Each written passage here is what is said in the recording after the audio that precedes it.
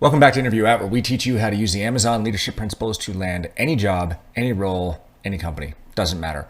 I use these office hour videos to, basically cover topics that come up on the follow-up calls when we do our free mock interviews at interviewout.com.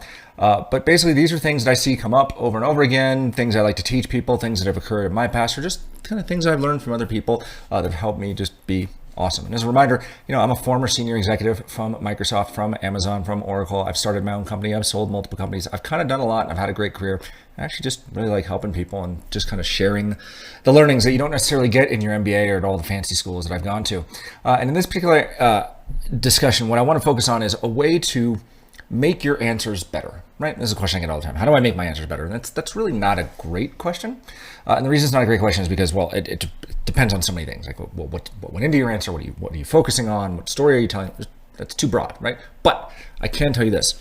If you make a small change to how you prepare for your interview stories, it will allow you to do the one thing that you should really be focused on that you're not thinking about, which is drive the conversation, right? When you're asked an interview question, you want to engage in a back and forth. You want it to feel like a conversation. That's super important. But part of doing that is knowing where the conversation is going to go and kind of leading the conversation there, right? Think about it. If you're out at lunch, right? You're sitting at work, you're in a job, you're super excited, you've gotten your dream job. And Johnson, that's his name, comes in and says, "Hey, Mary and I are going to take you out to lunch. We want to learn more about what you've done in your previous job."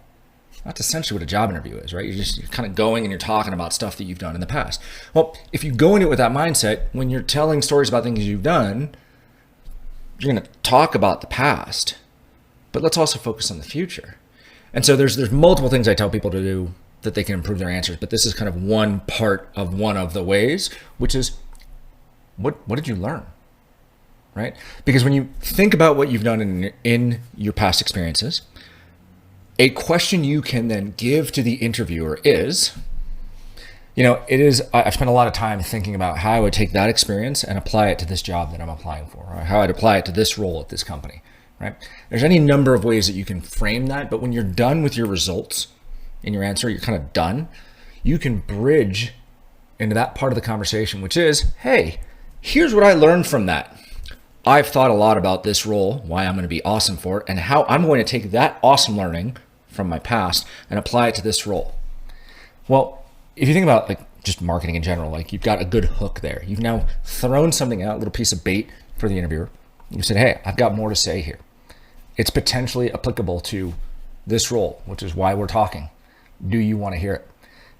They're going to say yes. Of course they're going to say yes. It's a great hook, right? And so when they say yes, deliver your answer. But here's the thing that most of you have already caught up already. You probably already figured this out. You already know the answer. You didn't get asked a question you didn't know was coming because you gave the interviewer the question. So when you give them the question, you're driving the conversation where you want the interview to go. You're going to give them an answer that you've prepared, makes you look awesome, and also shows that you've thought deeply about this role. And so in one fell swoop, you've improved your executive presence and communication skills. You already know the answer.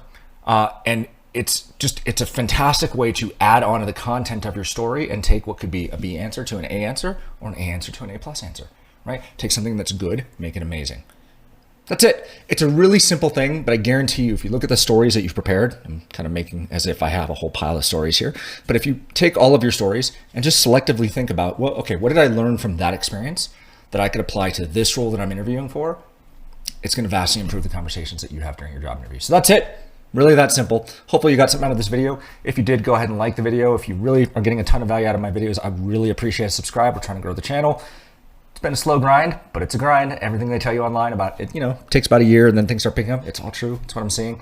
Actually thinking about starting a different channel where I just kind of walk through all of the stuff I'm going through learning and just sharing it out with the mindset of, I used to be a senior exec at one of these companies. And so my lens is going to be a little bit different than someone who's 20-ish years old and doesn't really understand how all these things work.